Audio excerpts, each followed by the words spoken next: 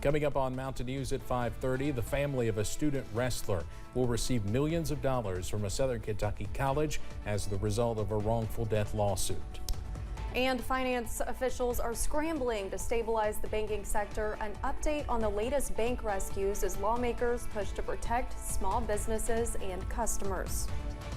Plus, we continue to see sunshine all throughout the region heading into tomorrow. The latest on our warm-up as well coming up as Mountain News at 5:30 starts now. Dedicated to Southern and Eastern Kentucky, this is WYMT Mountain News at 5:30. Good evening, I'm Steve Hensley. And I'm Olivia Calfee. The University of the Cumberlands has reached a settlement in the wrongful death case of a student athlete. Samantha Valentino has the details on that more than $14 million settlement. Grant Brace was 20 years old and a wrestler at the University of the Cumberlands when he died of untreated exertional heat stroke. According to a lawsuit filed by Brace's family, members of the wrestling team coaching staff failed to protect the student athletes on the team, ultimately resulting in Grant Brace's death. On August 31st, 2020, the wrestling coaches forced the team to participate in a punishment practice on the punishment hill. Each wrestler had to sprint up and down a steep hill 7 times. Brace later laid on the wrestling room floor, begging for water, saying, quote, "I need water, somebody help me," and, quote, "I feel like I am going to die." Coaches told other athletes not to help him, insisting Brace needed to get the water himself. Because he was on Adderall for his ADHD, Brace required extra hydration, especially during athletic activities. The lawsuit claims he and his family were assured appropriate accommodations would be made. The suit says Brace's mental condition continued to deteriorate, consistent with signs of heat stroke, before coaches told him to leave. Brace looked for help, but ultimately collapsed and died of untreated exertional heat stroke. He was found at least 45 minutes later with his hands clasping into the grass and soil. Then head coach of the team, Jordan Countryman, and assistant coach Jake Sinkovics are accused of gross negligence and intentional infliction of emotional distress, among other things. According to the Herald Leader, they are no longer employed by the university. In a statement, University of the Cumberlands Chancellor Jerry Jackson said, quote,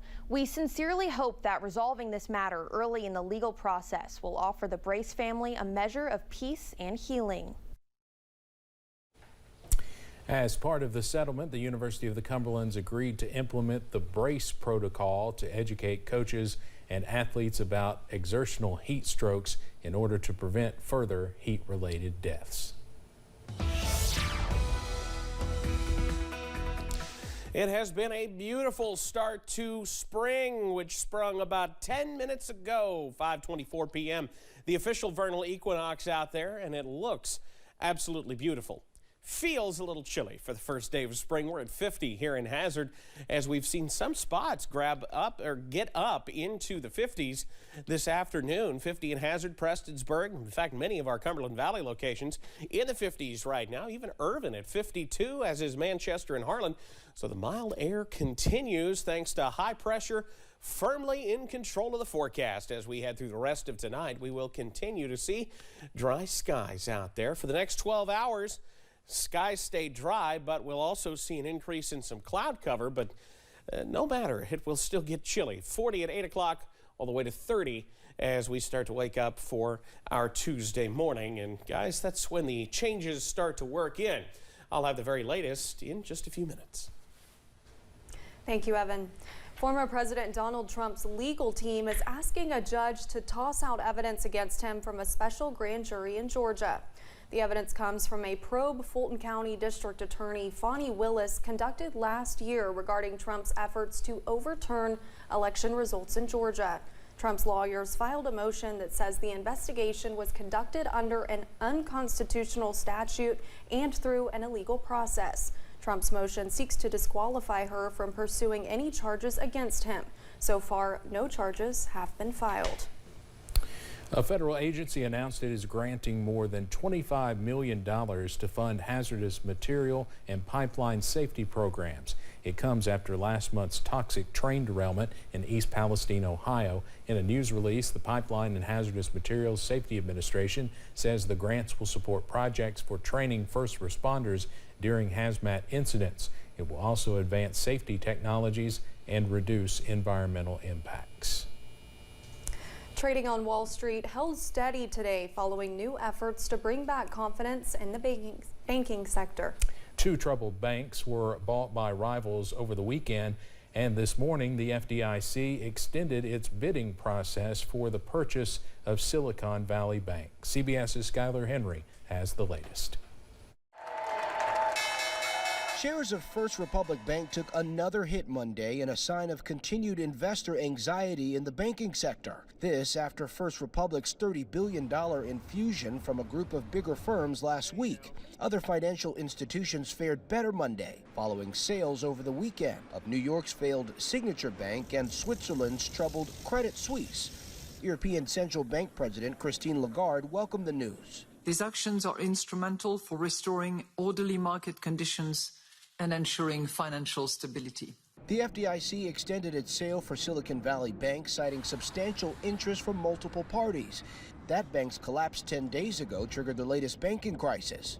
But the Wall Street Journal reports the Federal Reserve had been looking into allegedly risky practices at SVB going back to 2019. We need to get to the bottom of whether or not this is a supervisory problem, a regulatory problem, a bank mismanagement problem, perhaps all three. On Capitol Hill, some lawmakers are suggesting if there's another bank failure, then Congress should raise the $250,000 FDIC insurance cap. But the question is, by how much? Is it $2 million? Is it $5 million? Is it $10 million? Small businesses need to be able to count on getting their money to make payroll, to pay the utility bills. The uncertainty is complicating a decision the Federal Reserve will make Wednesday about whether to keep raising interest rates to cool inflation. Skylar Henry, CBS News, Washington. President Biden is calling for legislation that would hold top bank executives more directly accountable if their banks fail, including taking back some of their salary and barring them from working in the banking industry again. President Biden issued his first ever veto today. The measure he overturned would forbid retirement fund managers from considering climate change and other social and governance factors when picking investments. Republicans say the rule that allows managers to consider such things is an example of wokeism. The president says it helps investors when their investment managers can consider climate change and companies that overpay executives. The Biden administration is sending more money to help Ukraine. Today, Secretary of State Antony Blinken announced they are authorizing an additional $350 million in security aid for the country. Blinken says Ukraine will get more ammunition for U.S.-provided rocket launchers and weapons. It will also get ammunition for Bradley infantry fighting vehicles, HARM missiles, anti-tank weapons, and other equipment that will be pulled directly from U.S. weapons stocks and can be shipped quickly to Ukraine. That announcement from the Biden administration comes on the same day that China's president began his high-profile trip to Russia. CBS's Nicole D'Antonio has the latest on that from the White House. China's President Xi Jinping and Russia's President Vladimir Putin called each other dear friends as they began a series of face-to-face meetings at the Kremlin Monday. China's leader is expected to use the high-profile visit to renew calls for a ceasefire in Ukraine. But U.S. officials say any agreement must also call for the removal of Russian forces from Ukrainian territory.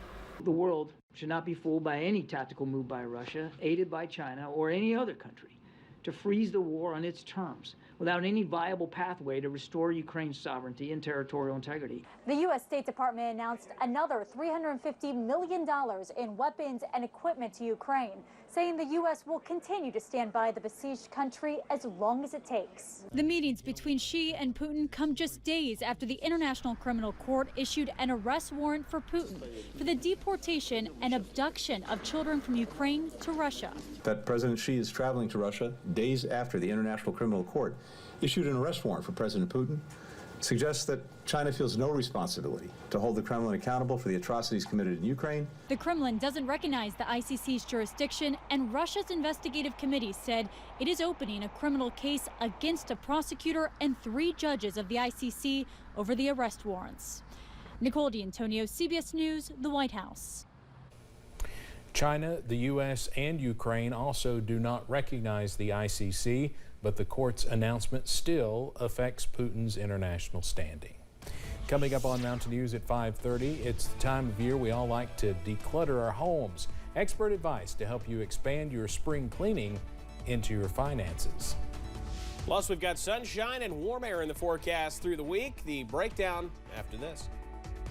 WYMT News app offers alerts on breaking stories as they happen, customized to the categories you choose.